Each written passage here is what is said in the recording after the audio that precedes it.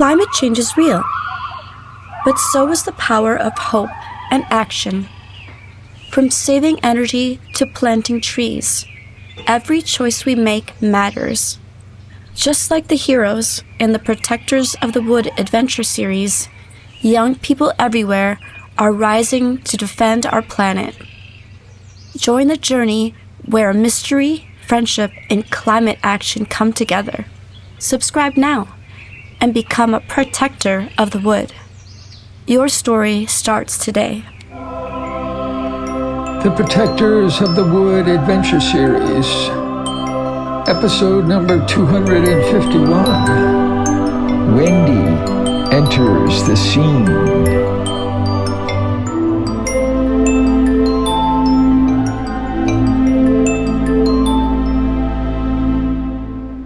Abby waited and then said quietly, "We need your help, Wendy.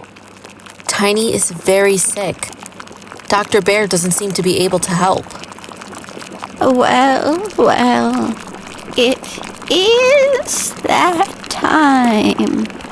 I'm not surprised. Look, I'm in the middle of something important. Come in and tell me about it. Abby followed her through 2 rooms to the large workshop, more or less stuck onto the back of the house. 2 tables were covered with plants, chopped herbs, containers, vials, tubes, books, and pages of scribbled writing. Nearby stood a black stove with a large copper pot on the burner. The pot was covered by a metal cone with a tube that conveyed the condensing vapors to a glass vessel on one of the tables. The liquid glowed with a powerful, deep red color. Using a long rod with a wooden handle, Wendy prodded a steaming red mass floating in the nearly empty pot. Oh, such a day to be interrupted. And it's my own fault. I didn't start early enough. Well, that's not fair. No one ever knows how long it will take, or even if it will succeed. I should be celebrating. It looks like we've at least got a small success. We'll know in a few days. It's possible that this liquid will harden into a small vegetable stone. And believe me, we're going to need it. But I can't expect you to understand these things. I tell you, Tiny is very, very sick. She needs you now. Oh, just give me a few minutes. I should have started this months ago. Abby stamped her foot. But Wendy, you can help Tiny now. Today. Wendy looked at her and thought for a minute. You're right. Each person is a universe. She stroked her long chin with a forefinger. She uttered a heartfelt sigh and shrugged her shoulders. Help me move this. She lifted the metal cane off the pot and set it on the table. Then she tossed Abby an old rag and used a similar piece of material to grasp a handle of the pot. Abby did the same, and together they set the pot on the stone floor. One more delicate task, Wendy left the room and returned in a moment with a black knapsack. From a shelf full of beakers and bottles and small containers of every description, she selected a glass jar full of crushed, pale gray leaves. With a shovel-shaped spoon, she put a quantity of these leaves in a small bag, closed it with a drawstring, and grabbed a dark little bottle about 5 inches tall, stopped with a cork, and a few silver instruments, and put everything into the knapsack. After staring quietly at the remaining cloudy vapor in the vessel, she detached the lid and the tube and poured the gleaming red liquid into a small metal canister with a screw-on lid. Well, that's that. I'll have to go down to the cave. If it's serious, we must have the best.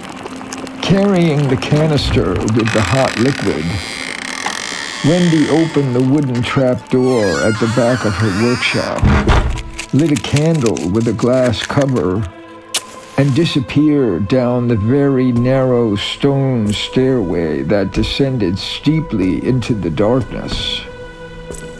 Full of curiosity, Abby followed, wishing she had the mapstick to light the way and speak to her about the mysteries below. She had been there many times, but had never seen Wendy's most valued medicines. The cold air had a damp, musty scent that was familiar. The passageway began to descend again, but opened suddenly on a cavern, glimmering in the light of the candle. The sound of rushing water filled the air. Wendy stood near the left-hand wall, facing a small door built into the rock. She was making small, rapid movements with one hand. Suddenly, the door came open. Moving closer, Abby saw a walk-in closet lined with shelves. She realized that the closet was a very secure refrigerator, constantly at a low temperature, but never freezing. Jars of many sizes and shapes stood on the shelves.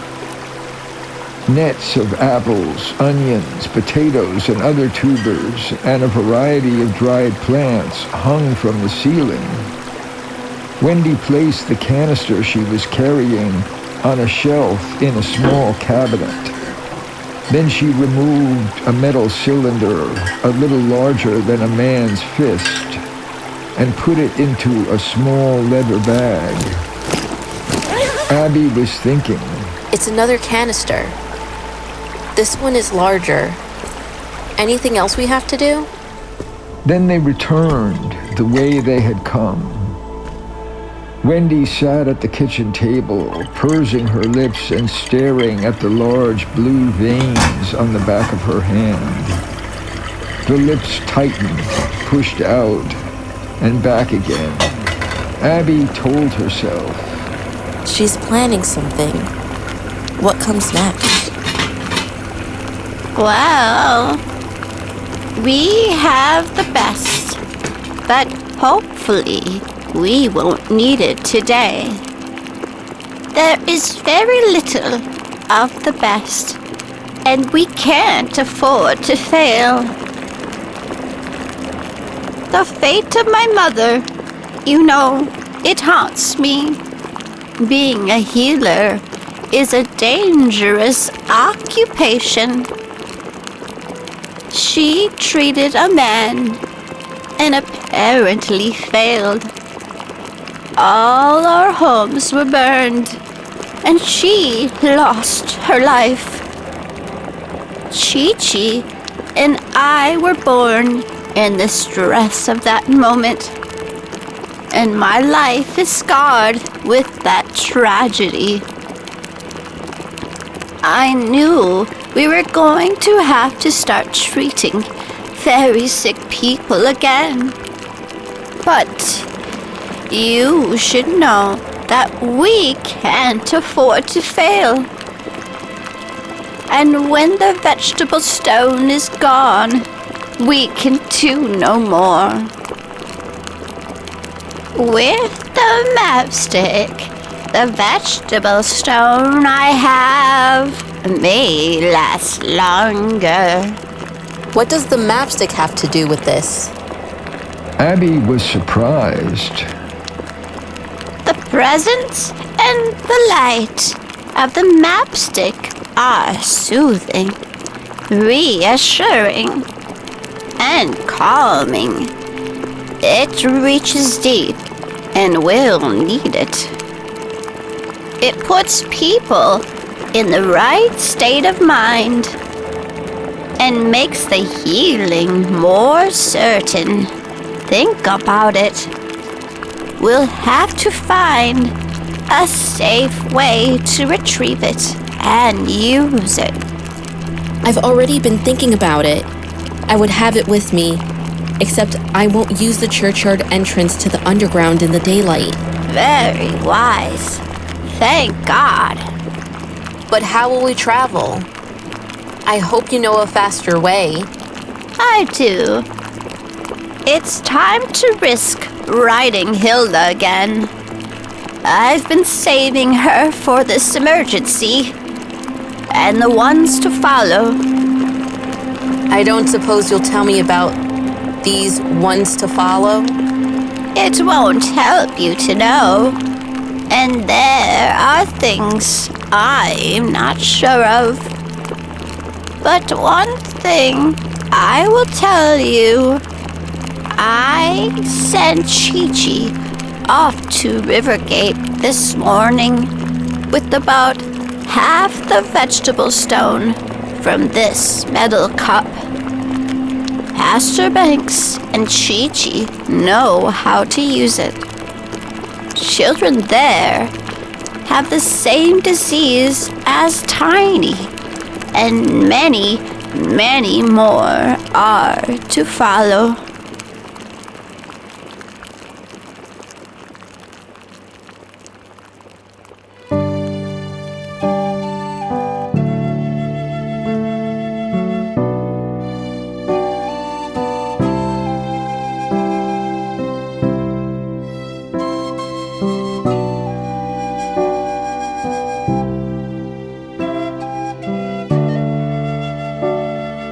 Your ship's been sailing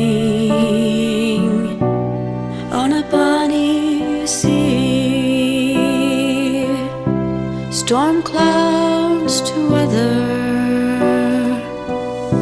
safe harbor to leave.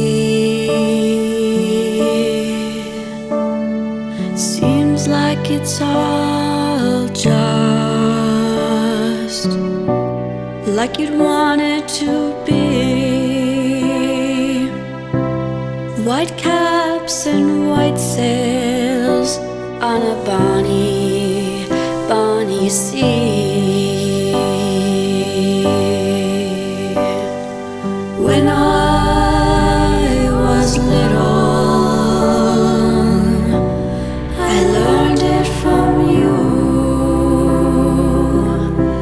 Concentrate on living, and something sees you through.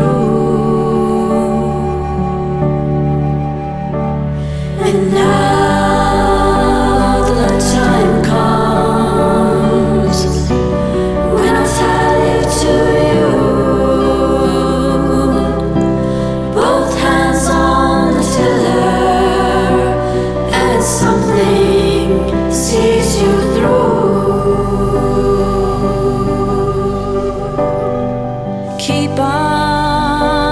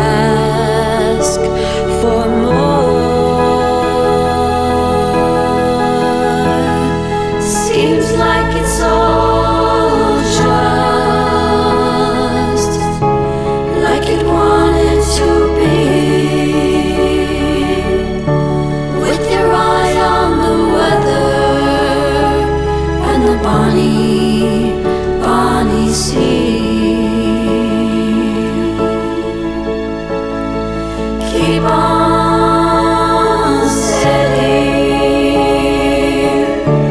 That's what you should do. Always remember how much I love you.